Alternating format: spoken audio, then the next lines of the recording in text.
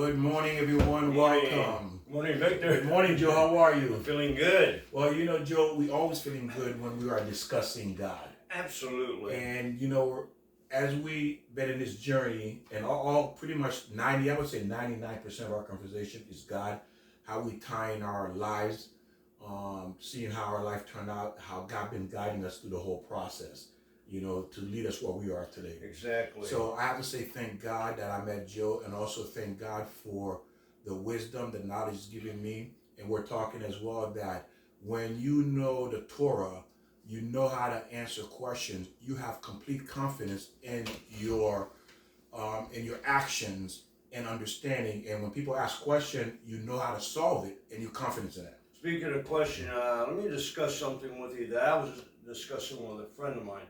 I really believe in actually man's laws. You have to have those license, but I was expressing to my friend that as far as marriage is concerned, is that if you have man and woman together and you're discussing what you have to do of responsibility in a marriage and acknowledge the roles and the love that you have for each other and make that commitment of the 10 Commandments, and if God is there, I'm thinking, Victor, the three of us, two spouses and God, isn't that marriage? I mean, doesn't God see us two as marriage? I mean, the confidence of the three of us together. That is correct, because for the Gentile and the Jews, marriage is different. But again, marriage is different in terms of we still follow, and what we do when we go in front of a judge and a priest or rabbi or a pastor to marry us. What we're actually doing is following what the Jews do. And I think that's great. Naturally, there's nothing wrong with that. I'm not saying I disapprove of that, but I think exactly. Didn't Moses make a commandment with, or I say God made a commandment with even Noah? Well, it's true what you said. What Joe said is absolutely 100% true. Marriage is when God is involved, a man and a woman, that's a Gentile. When a man and a woman with God agree to live together, to be together, and be committed to one another, that is considered marriage. You said it better than I did. Thank you. No.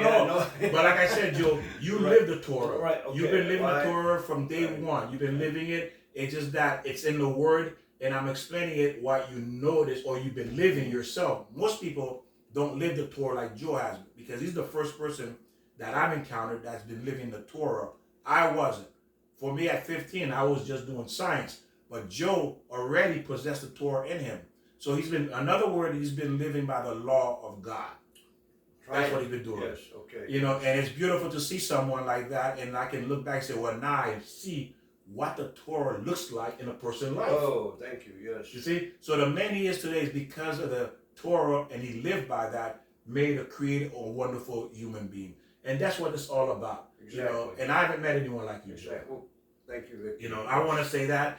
And I look at Joe, he's also my model as well, to see why I'm saying Joe is my model is because I get to see what a person who's been living God's word, God's commandment, what his life ends up looking like.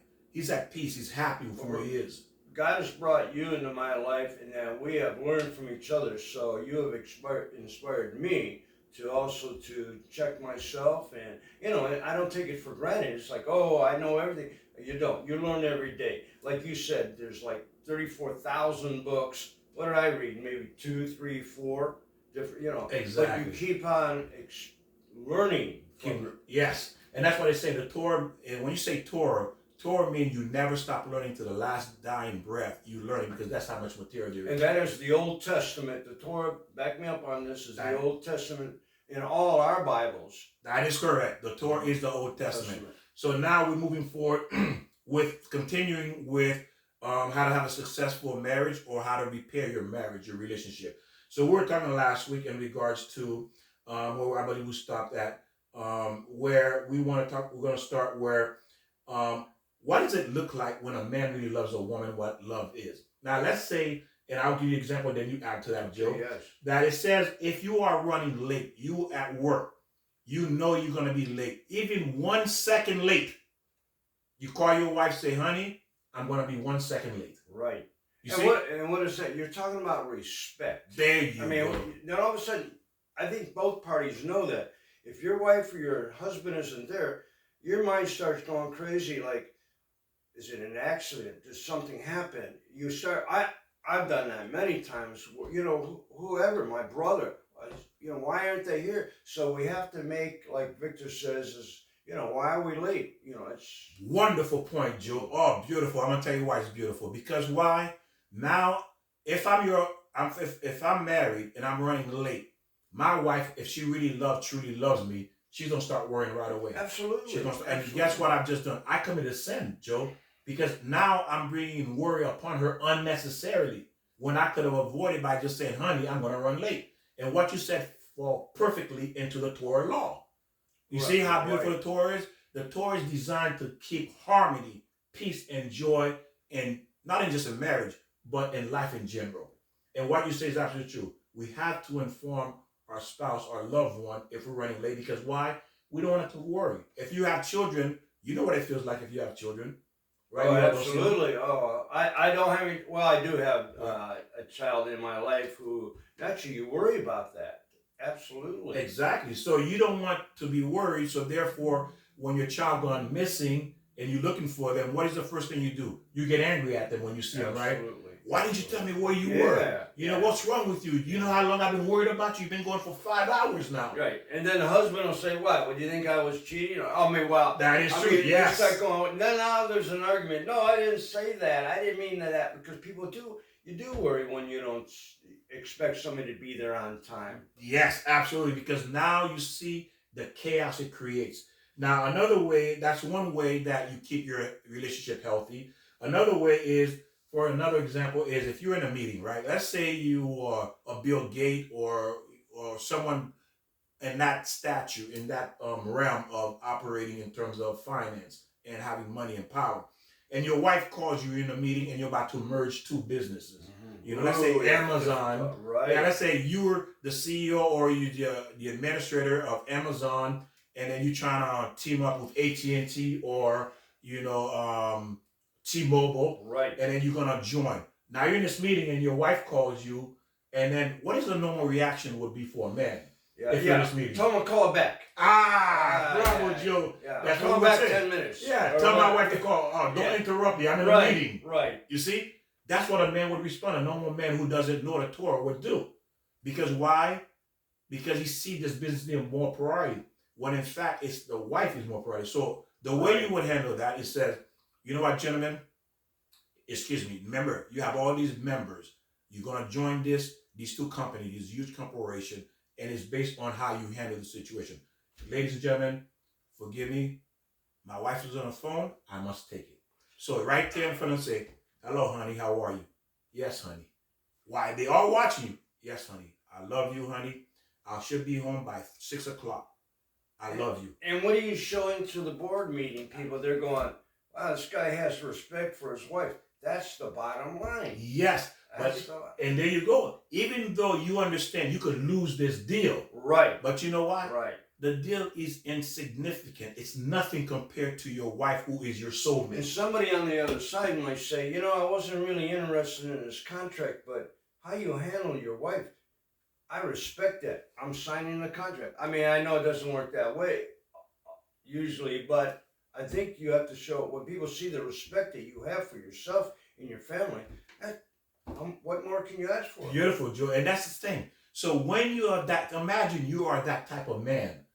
You're that type of man because nothing comes before your wife. Because nothing should come before her. Because everything here, ladies and gentlemen, is a tool that you are using to live in this world. Then you die, you leave it behind. Is there an exception? God. You say your wife should come first. But is God first? Oh, yes, yes. Okay. Yes. But even God says this too. Okay. God says, I'm willing for you to forget about me as long as you keep peace in your marriage. Listen to that. I never heard that. The Torah said that. Look how much God, beautiful point, Joe. Oh my goodness, I love that. Which is true. You see, if Joe did not say it, I wouldn't have brought it up. God says, I'd rather you leave me and then have peace between husband and wife than having an argument. Well, remember when the shepherd he had 100 sheep and he lost one, and I think he was leaving. I don't. For some reason, I remember God saying, "Yeah, well, to go ahead and find your lost child, maybe like leave me at the time." Is that what you? Well, I'm not sure Well, that part, but I know what you're I'm saying. trying to think of. And Okay. yeah, it's leading to that, and you're right, because You're right. God says, I want peace in a marriage. That's how much God values marriage. He wants peace. He wants you to have shalom ba. Shalom ba means peace. And Shalom peace bye. Yes. means God is first. There's three people that's involved in marriage. God, husband, and wife. That's it. Mm-hmm. That's your marriage, ladies and gentlemen. If God is out, there is no marriage. It's not going to last long. I asked a friend of mine, co-worker, who was the most important person in his life, and he said his children. And I didn't debate that. That's beautiful to say, but I said, if you don't take care of your own body, I mean, if you do drugs, if you don't take care of yourself, you can't take care of everyone. You're in a hospital, you're dead, whatever you are, you have to take care of your own body. But that may be another subject. No, that's beautiful. It's true. That's a number one mistake, especially women who have children are remarried.